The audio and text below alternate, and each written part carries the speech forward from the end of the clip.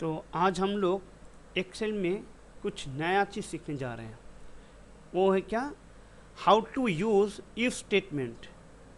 If statement या if condition कैसे हम लोग यूज़ करते हैं उसको सीखने जा रहे हैं। ठीक है, एक्सेल में कैसे हम लोग इफ़ का काम यूज़ किया जाता है। चलो, इफ़ का जो फॉर्मूला है पहले उसको जानते हैं। ठीक है, फर्स्ट क्या? Equal to. कोई भी काम करने से पहले हम लोग का रूल्स क्या है? एक्सेल का पहला रूल्स क्या है? कोई भी फॉर्मूला यूज़ करने से पहले इक्वल साइन देना बहुत इंपॉर्टेंट है। इक्वल साइन देना बहुत इंपॉर्टेंट है। इक्वल पहले क्या? इफ़, उसके बाद क्या था? Condition. This is our syntax. इसको सिंटेक्स कहा जाता है, फॉर्मूला जिसको बोलते हैं। उसके बाद यहाँ पर ट्रू वैल्यू, ट्रू वैल्यू। उसके बाद यहाँ पर क्या होता है? False value.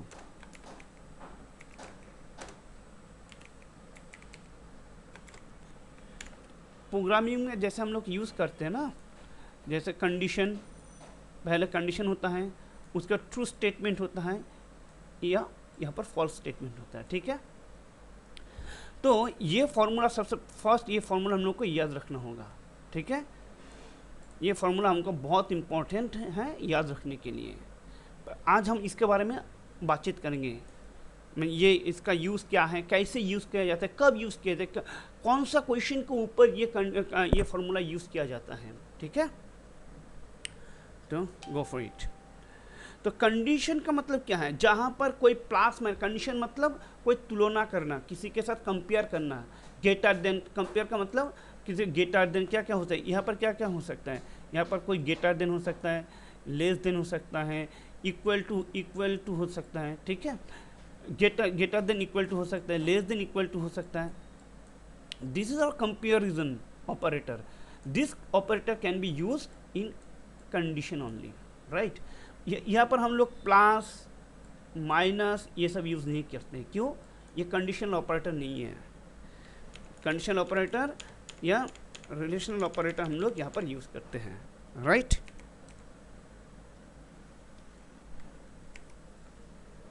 चलो, तो फर्स्ट क्वेश्चन क्या है, हम लोग एक तो क्वेश्चन देके समझेंगे।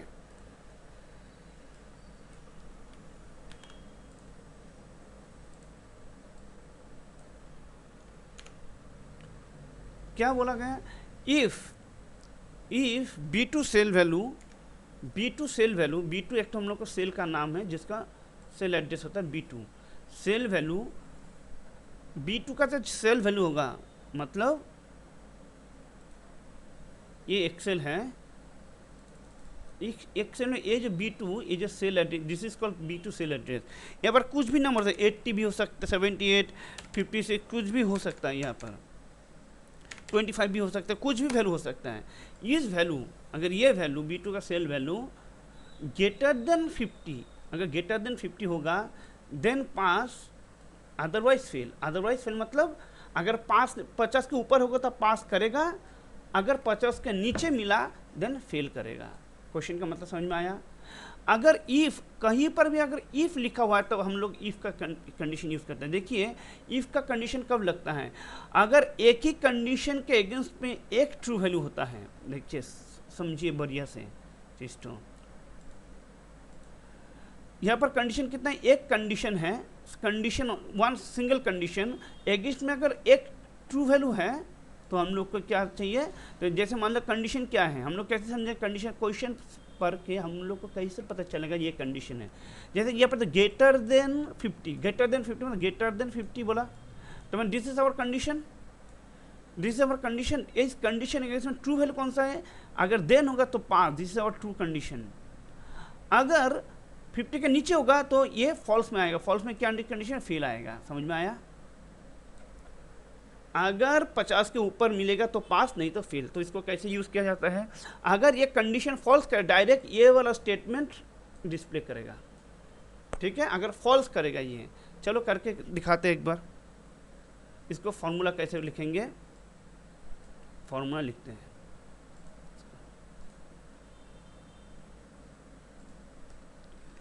इक्वल टू इफ, क्या बोला? B2 B2 ग्रेटर देन, क्या ग्रेटर बोला, ग्रेटर देन इफ B2 से सेल वैल्यू है, ग्रेटर देन बोला ग्रेटर देन 50 हुआ तो क्या होगा उसका, देखिए कंडीशन के बाद क्या है, कॉमा है, इसलिए कॉमा यहाँ पर क्यों लगा है कॉमा, क्योंकि कंडीशन के बाद कॉमा है, तो this is our condition, comma true value में अगर 50 के ऊपर हुआ देन पास, तो डबल इन्वर्टेड कॉमा के अंदर ये कैरेक्टर है या टेक्स्ट है, इसी का डबल इन्वर्टेड कॉमा के अंदर होता है, ठीक है। कोई भी टेक्स्ट होगा या कैरेक्टर होगा, ठीक है, तो उसको डबल इन्वर्टेड कॉमा के अंदर लिखते, तो PASS पास, ठीक है, कॉमा। अगर नहीं होगा, अगर ये ट्रू कंडीशन, ये कंडीशन ट्रू होगा तो ये होगा, अगर कंडीशन फॉल्स होगा तो इसमें होगा, तो फॉल्स में क्या है, फेल, अदरवाइज फेल मतलब ये फॉल्स स्टेटमेंट होता है, फेल, राइट। चलो इसको काम करके देखते हैं, कॉपी करें, मान लो हम लोग इस यहाँ पर इसका ट्रायल करते हैं, यहाँ पर फॉर्मूला लिख लेते हैं, दिया फेल, यहाँ पर समझ में आया, यहाँ पर क्या दिया, फेल। अगर देखो यहाँ पर हम 50 के ऊपर देंगे तो 54 दिया, तो फेल के जगह क्या दिखाना चाहिए, पास, देखो ये फॉर्मूला, देखो फॉर्मूला B2 ग्रेटर देन 50 होगा तो पास, नहीं तो फेल, क्लियर है।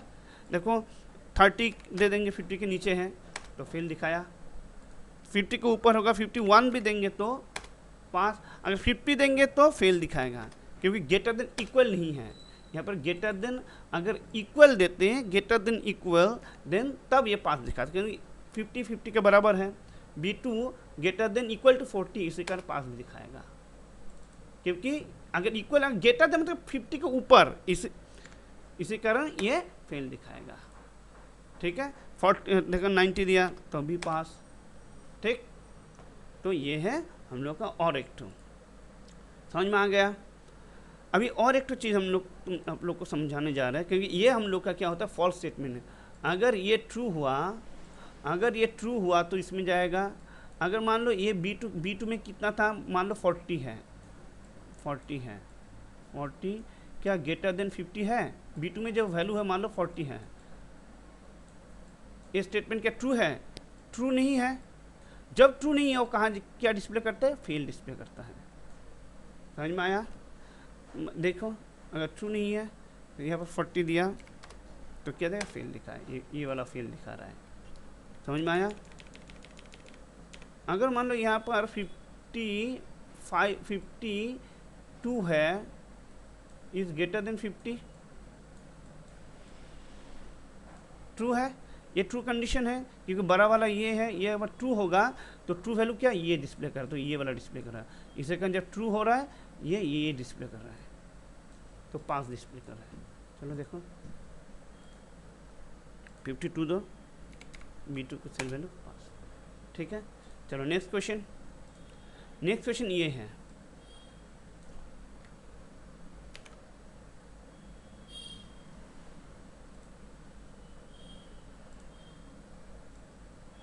मिटा देते हैं, ये हम लोग का नेक्स्ट क्वेश्चन है।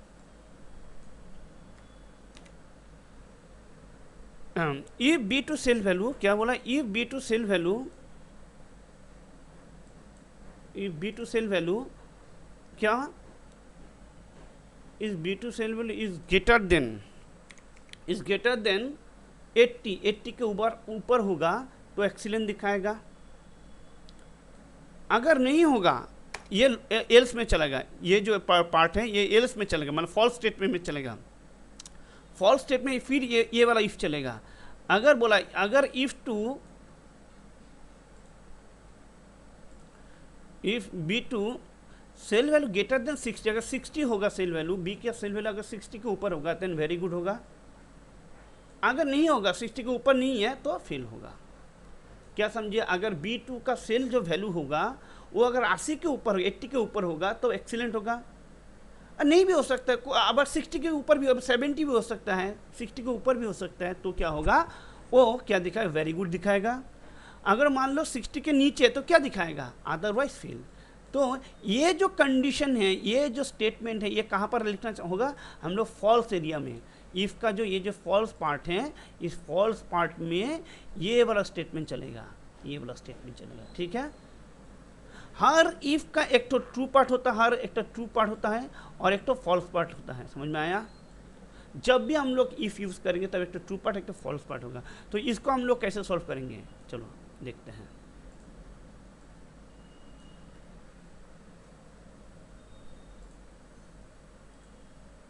चलो डायरेक्ट वहाँ पर लिखते हैं B2 की, if B2 cell value is greater than, direct यहाँ पर कर लेते हैं, if B2 cell value is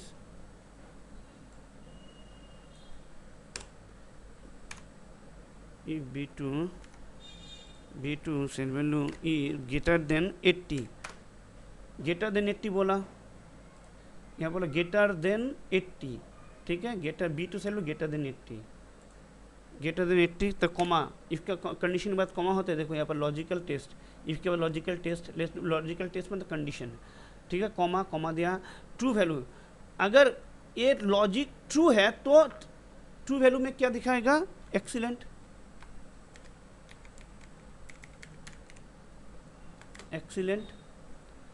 अगर ये फॉल्स होगा, मतलब ये फॉल्स पार्ट, अभी जो पार्ट होगा एक्सीलेंट, ट्रू होगा तो एक्सीलेंट दिखा रहा है, ठीक है। अगर ये ट्रू है तो क्या दिखा रहा है, एक्सीलेंट दिखा रहा है।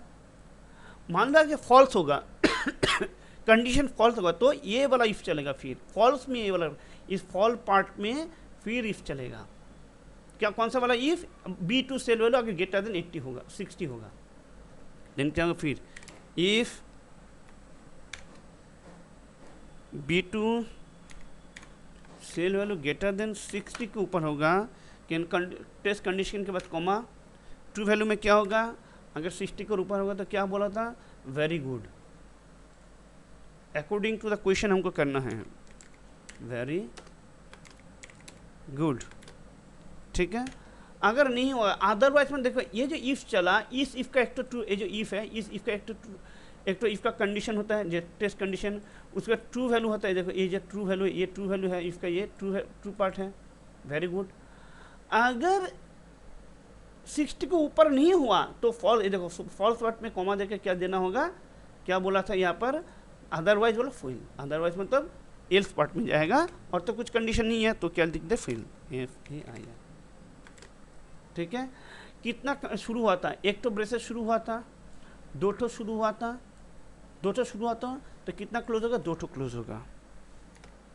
कितना शुरू हुआ था, एक ठो, 2 ठो, पहले ग्रीन वाला, और पहले क्या बोला, अंदर में क्या है, ग्रीन है तो ग्रीन क्लोज, उस लास्ट में क्या है, ब्लैक वाला ब्रेसेस है तो लास्ट में ब्लैक वाला ब्रेसेस आ गया, मतलब अभी सही है, ठीक है।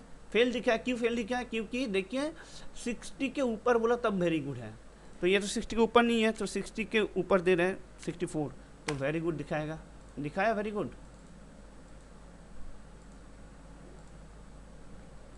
अगर ये मान लो ये 84 87 दिया तो क्या दिखाएगा, एक्सीलेंट दिखाएगा, कि क्वेश्चन में क्या है, अगर 80 के क्वेश्चन में दिया ही तो है, अगर 80 के ऊपर होगा तब एक्सीलेंट, इसी के लिए 87 दिया तो क्या दिखा, एक्सीलेंट दिखाया। अगर हम लोग 25 देंगे तो क्या दिखाएगा, 25 देंगे तो क्या दिखाएगा, फेल, फेल। क्या बोला, अगर अदरवाइज मतलब 60 के ऊपर अगर नहीं होगा, 80 के ऊपर तो एक्सीलेंट, 60 के ऊपर होगा तो वेरी गुड, अगर उसके नीचे होगा तो क्या होगा, फेल, इसके कारण 25 फेल। समझ में आया, ठीक है। देखो यहाँ पर फिर 61 दिया, फिर भी क्या, तो क्या दिखाएगा, बोलो क्या दिखाएगा, 61 देगा तो क्या दिखाएगा, वेरी गुड, देखो वेरी गुड दिखाया, ठीक है। चलो इसको कॉपी कर लो, आशा करता हूँ आप लोग को समझ में आ गया होगा।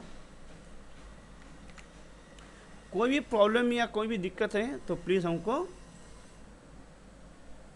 नॉक कीजिए या कमेंट कीजिएगा, नहीं समझ में आया तो फिर समझा देंगे। देखिए ये कंडीशन, इफ़ का ये कंडीशन है, ये कंडीशन इसका ट्रू वैल्यू है, इसका ट्रू वैल्यू ये पार्ट है, और इसका फॉल्स वैल्यू, इस इफ का फॉल्स पार्ट ये है इस कॉमा के बाद, देखो इस कॉमा के बाद फॉल्स, एक कॉमा के बाद फॉल्स होता है, तो एक कॉमा के बाद फॉल्स में फिर ये वाला इफ चला, फिर इफ का ये ट्रू पार्ट है तो वेरी गुड, इस इफ का फिर नो पार्ट है तो फॉल्स। समझ में आया? ठीक है। अभी आप लोग एक तो क्वेश्चन देंगे, ये आप लोग का होमवर्क है, ये क्वेश्चन करके कमेंट बॉक्स में प्लीज़ ये आंसर कीजिएगा, हमको भेजिएगा। ठीक है, ये वाला क्वेश्चन ये आप लोग के लिए है, करके हमको भेजना है आप लोग को। कोई प्रॉब्लम होगा तो फिर हम समझा देंगे आप लोगों को।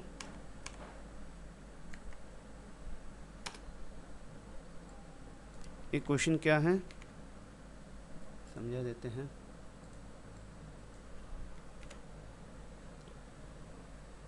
क्वेश्चन क्या है, क्वेश्चन पहला पार्ट क्या बोला, ध्यान से समझना है। B2 सेल वैल्यू अगर ग्रेटर देन 80 हुआ तो क्या ग्रेड ए दिखाएगा। B2 सेल वैल्यू अगर ग्रेटर देन 360 होगा तो क्या ग्रेड ए होगा। अगर B2 cell value greater then 300 होगा तो ग्रेड बी होगा। अगर B2 सेल वैल्यू क्या ग्रेटर देन 245 होगा तो ग्रेड सी होगा। अगर कुछ भी इसमें कुछ भी नहीं होगा, मतलब 480 के ऊपर भी नहीं है, 360 के ऊपर भी नहीं है, 300 के ऊपर भी नहीं है, 245 के ऊपर भी नहीं है, तब क्या होगा, वो फेल दिखाएगा। ठीक है, एनी क्वेश्चन, या अदरवाइज एफ भी दे सकते हो, एफ। ठीक है, एफ भी दे सकते हो। तो ये फॉर्मूला करके, कैसा फॉर्मूला, ये वाला ऐसा फॉर्मूला हमको लिख के, ये वाला ऐसा फॉर्मूला हमको लिख के आप लोग भेजिएगा। ये वाला फॉर्मूला अगर तो क्या करना होगा, यहाँ पर 480 देना होगा, है क्या नहीं, सिमिलर 480 होगा तो यहाँ पर क्या ग्रेड ए होगा। तो ऐसा प्लीज ग्रेड, तो यहाँ पर क्या होगा ग्रेड ए, क्या लिखना है GR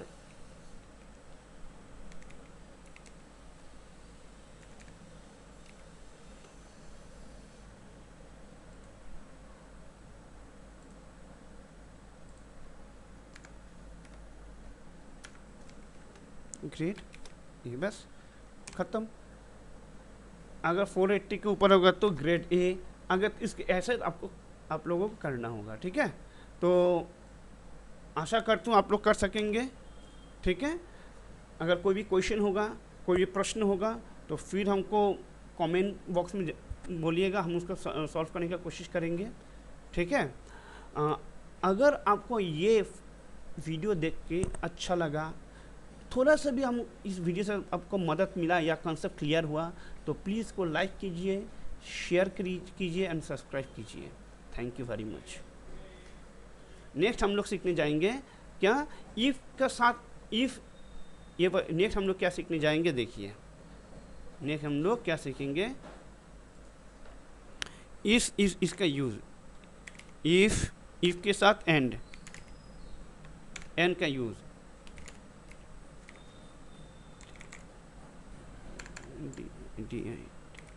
कंडीशन 1, उसके बाद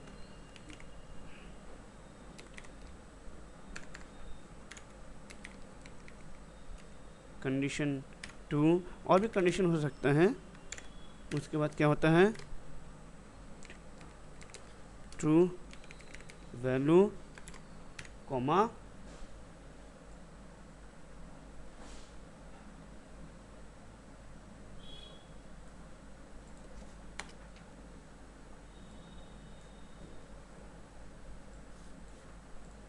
तो